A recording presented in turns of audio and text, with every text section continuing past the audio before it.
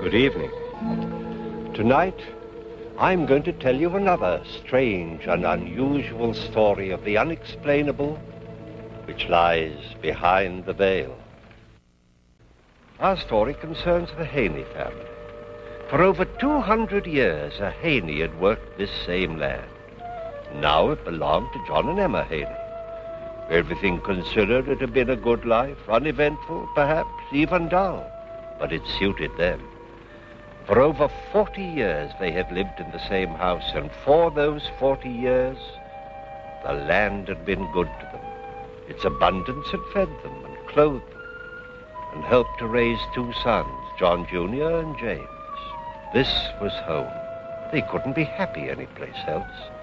Their only desire was to spend the rest of the time remaining to them here. Here where they had come so many years ago as man and wife. Simple, down-to-earth people. The Haneys were not given to flights of fancy. But who is not awed and troubled in the presence of death?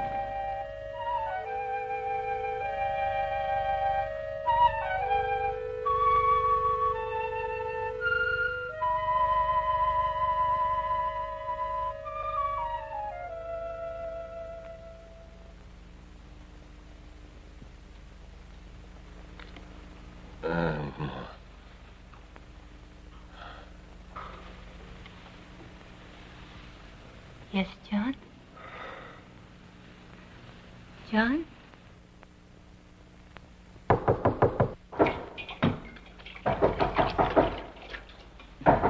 All right, I'm coming. Jamie.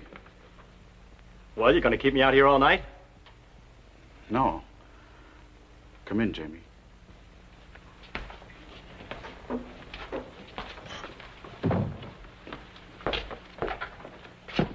Hi, Ma. Jamie.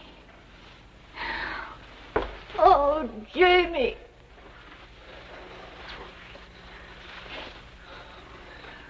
You've changed, Johnny.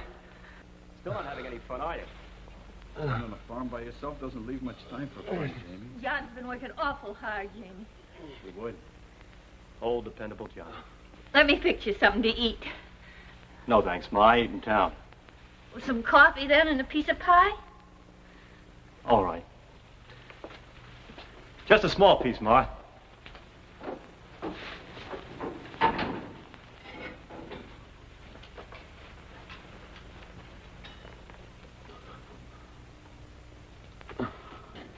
I knew you'd get here in time, Jamie. Pa's been asking and asking for you. He has, huh? Probably wants to wail the tar out of me. Oh, Jamie. All right, Ma. Guess I might as well see him. Yeah, might as well, Jamie. No use making the trip for nothing, is there?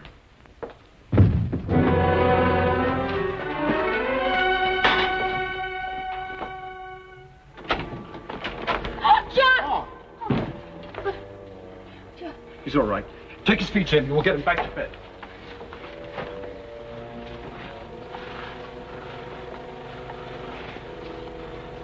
Pa? Pa, it's me, Jamie.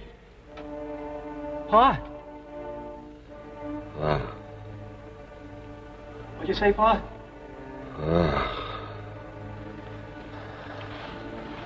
Did he make much sense? No, just mumbling. He's been like that for 2 days now. He knew he would, Jamie. I know he did. Sure. Sure he did, Ma. Let's go downstairs. Go on, Johnny. I'll be down in a minute.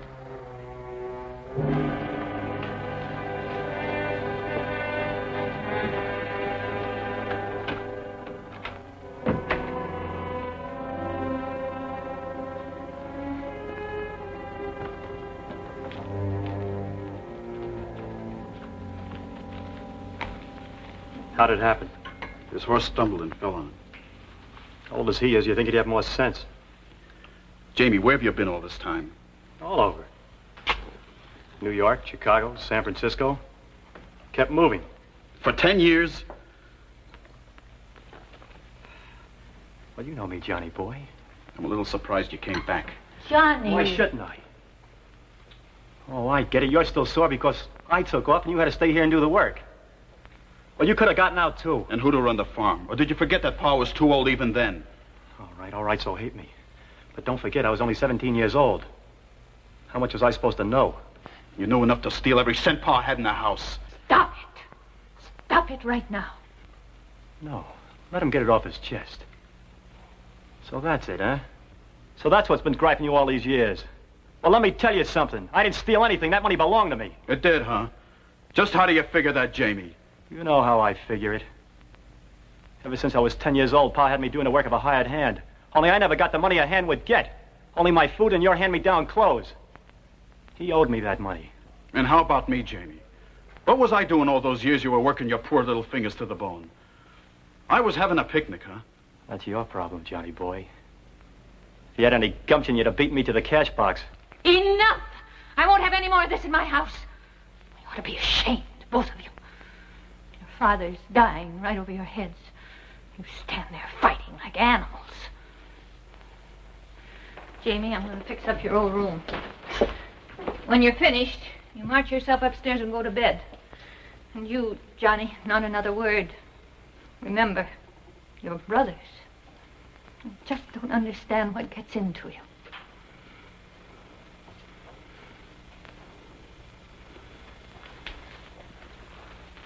Here, Ma, let me help you. Thank you. Tell me the truth, Jamie. Just for once. Why did you come back? You never were very bright, were you, Johnny? All right, I'll tell you. Your telegram got to me at the right time. I'm broke. And I figured in 10 years the old man had enough time to build up another pile. You make me sick to my guts, Jamie. You should be standing here. Take a look at yourself, Johnny. You're only 3 years older than I am, and anybody would take you to be my father. You should be sick. You outsmarted yourself this time, Jamie. You made the trip for nothing. If Pa dies, you don't get a dime.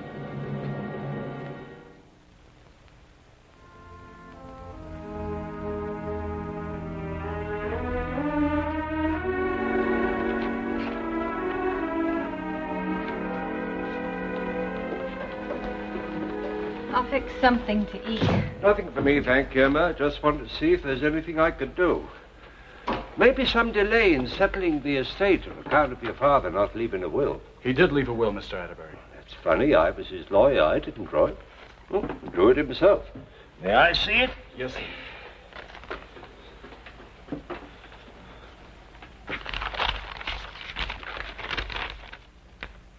Leaves everything to you, Johnny.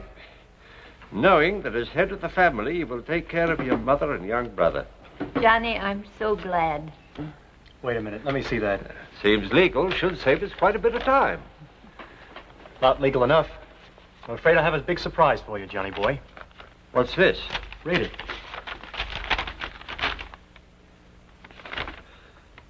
To my youngest son, James, I leave all my worldly possessions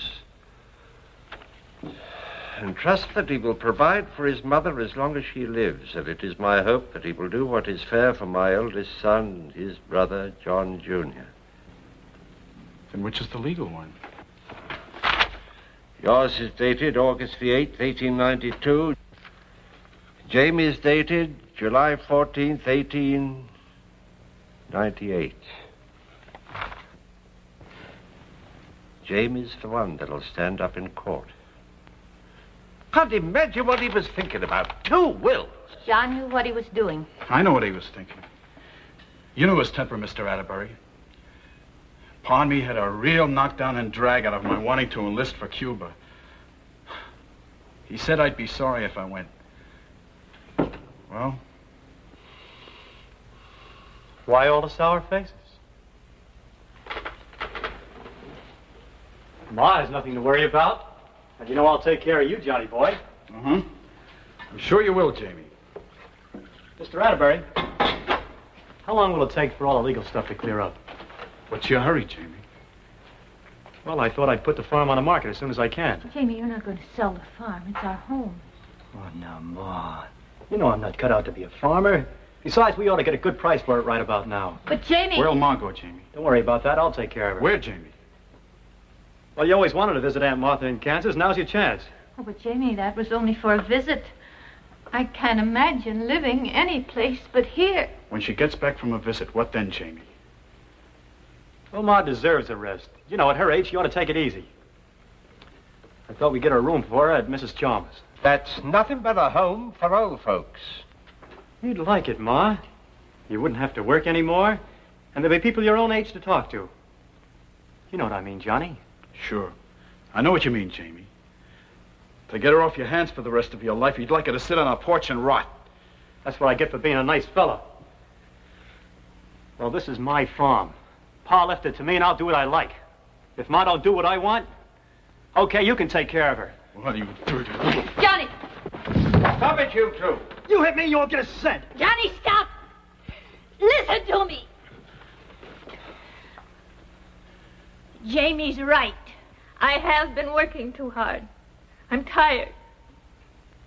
You know I want to see Martha again, and when I come back, I'd like to live at Mrs. Chalmers. I think it'd be very nice. All right, Ma. I'll be good. Mr. Atterbury, how do we go about breaking that will? I wouldn't try that, Johnny. Well, I don't know, Johnny. Father was of sound mind when he wrote it. Well, how about the part about taking care of Ma? You call throwing her into a home taking care of her? You know Pa didn't mean that. Well, there could be a chance of stopping the sale of the farm or preventing the dissipation of the assets during your mother's lifetime. Don't you worry about Ma. I'll take care of her. You just mind your own business. Now, I'll tell you something. Get out of my house. Jamie, he's your brother. Then why don't he act it? He's been beating on me ever since I got here. You heard him. Now, this is my house, and I want you out of here. Johnny, he's upset. Maybe for a little while, till he cools off. Will you take the case, Mr. Atterbury? Yes, Johnny. I'll take it. All right, Jamie. I'll get out of your house. For now. Have your fun while you can.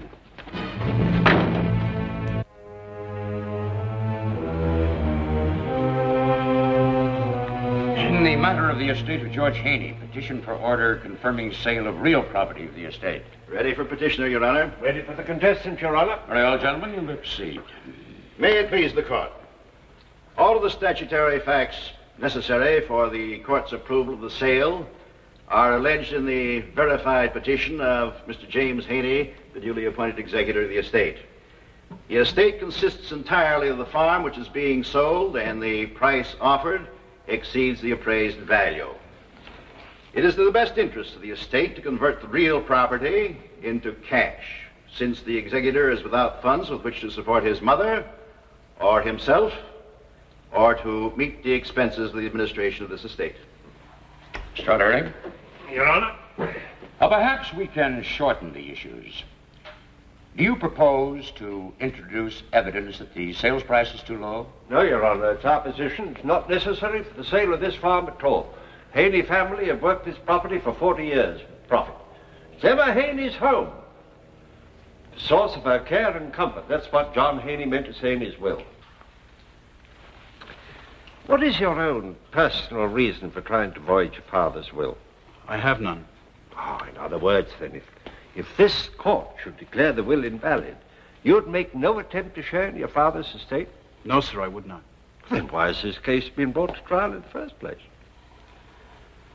I just want to make sure that my mother gets what's rightfully hers. Well, now, the wording of the will's quite plain. Your brother James is to take care of your mother. Have you any doubts that he will? I sure do. Would you tell the court what your doubts are? Because I know Jamie. I know how he thinks. He's a liar and a thief. Objection. Sustained. Mr. Haney, I must warn you that this court will not tolerate name-calling. Another outburst like that, and I will cite you for contempt. I'm sorry, Your Honor. No further questions. Mr. Blow? No questions. Now, it's now nearly noon. This court will adjourn until 2:30 o'clock.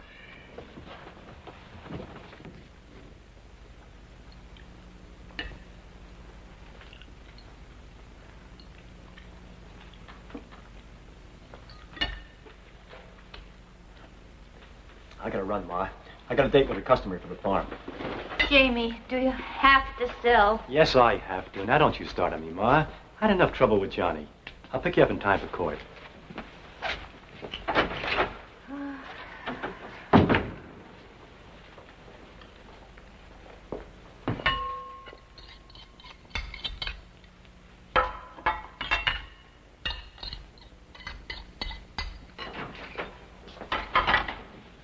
Johnny, you shouldn't be here. If Jamie sees It's you... all right, Ma. I waited for him to leave. I won't be long. I just want to get some of my things.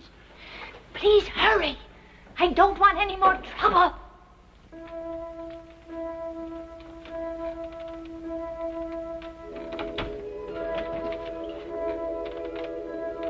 Pa!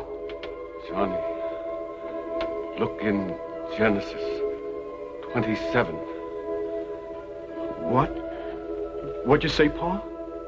Genesis 27.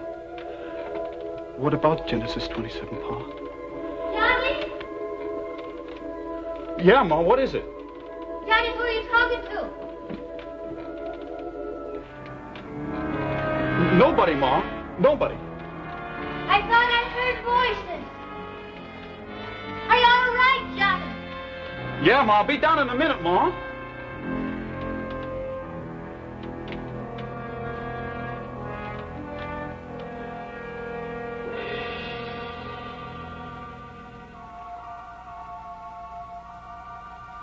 Pa.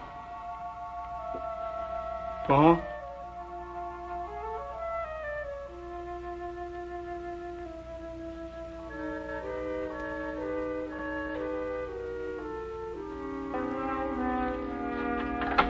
Hey, you're ready. That's good, Ma. Yes, Jamie, I don't want to be late. You're not in that much of a hurry. Please, Jamie, I want to get there on time. Okay. Ma! Ma! Johnny just came to get his things. You got what you came for? I got more than I came for. I just talked to Pa. You what? You're right, Ma. You did hear voices.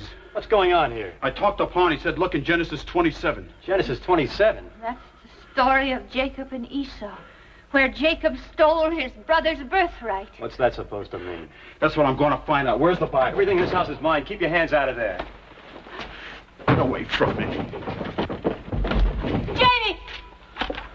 Stop! I warned him, Ma.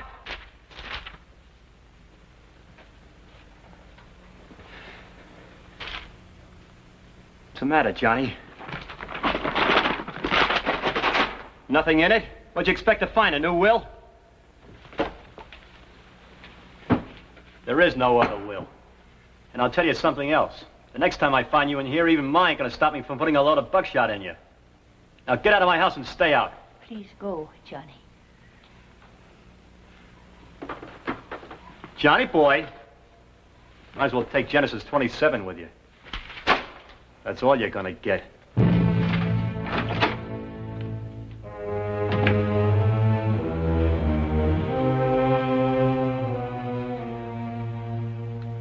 Mr. Haney, much has been made of the fact that you wish to sell your farm and place your mother in what has been called an old folks' home. Would you tell the court exactly what it is you had in mind? Yes, sir. Your Honor, my mother's worked hard all her life. As long as I can remember, she's been cooking, sewing, washing. Why, she even helped in the fields when we were short-handed. Up until now, we've never been able to do anything about it. But now I can, and I want to. Ma, is this the family Bible? Isn't it course obvious it is. Mr. Haney is Didn't we not used to have the another one? cruel, Yes, hard-hearted your fellow father. painted as attempting to make Where a is it, Ma? name? I don't know, On the Johnny. contrary, here is a devoted In the son attic, I who loves expect. his mother and whose only wish is to see that the rest of her days are happy ones. Mr. Blue, are you making your summation, or do you intend to question your witness any further? No further questions. Mr. Atterbury? I beg the court's indulgence. The matter which has a bearing on this issue requires investigation. Might we recess until tomorrow? I don't believe that will be necessary, Mr. Atterbury. I have heard enough and am prepared to rule. However, I will delay my ruling until noon tomorrow if within that time you have anything to bring to the court's attention, I will receive it. In Mr. Blue's presence, of course. This court stands adjourned.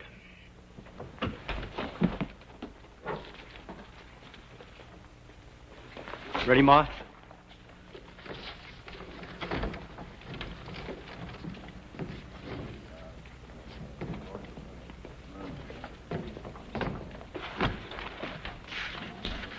If Jamie catches you in that house, he may figure he has every right to shoot you. I don't care.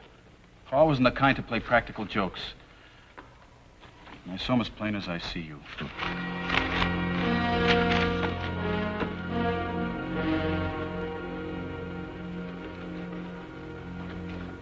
Johnny! What if Jamie should see you? I'm sorry, Ma. Jonas, you know he shouldn't be here. I know, Emma. He's just as stubborn as his father. Where's Jamie? I think he's in his room.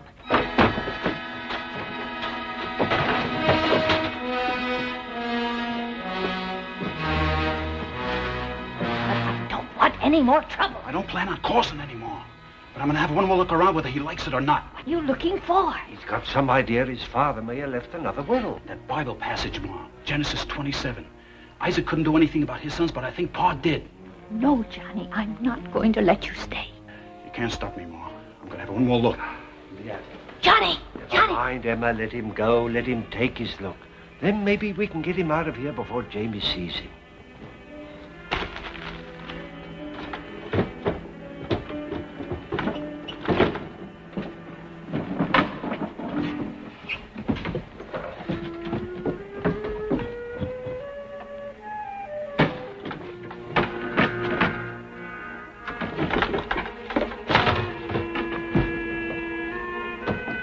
What are you doing here? So you figure the same way, huh, Jamie? What'd you find? Nothing, and I told you to stay out of here. What are you scared of, Jamie? What are you hiding? Stay away from me! I told you to stay out of here! I'm going to give him a couple of more minutes and then...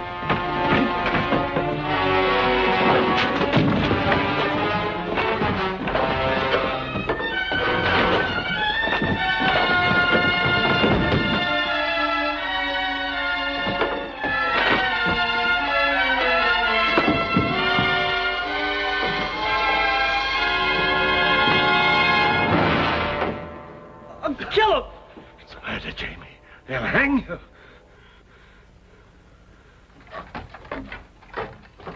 Johnny! Johnny! Johnny!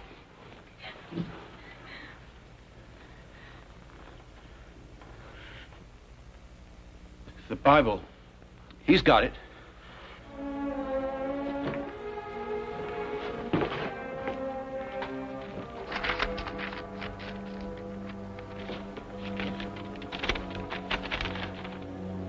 I, John Haney, hereby bequeath... You were right, Johnny. There was another will. Of a later date. Leaving everything to you. This'll stand up in court tomorrow. The reappearance of John Haney is not unique. Over the years, many such instances have been reported and documented. In fact, the event on which tonight's story is based was directly responsible for a ruling by a court of law, the only one of its kind in our legal history. Jonas Atterbury knew his law. The newfound will was presented in court the next day and accepted without delay as valid. In leaving his estate to his eldest son, John Haney had chosen wisely. John Jr. was not a vindictive man. James was given an equitable share of the estate and departed for parts unknown. And Emma Haney was content in the knowledge that the rest of her life would be spent in the home that she loved. More than that, she knew that when she died, she would rest beside her loved ones, undisturbed. For to John Haney, Jr., the land was a sacred trust, not to be passed from hand to hand, but held for his children and his children's children. Science does not as yet know all that happens to us after life leaves our bodies. But we cannot say with certainty that there is no explanation of what you have just seen.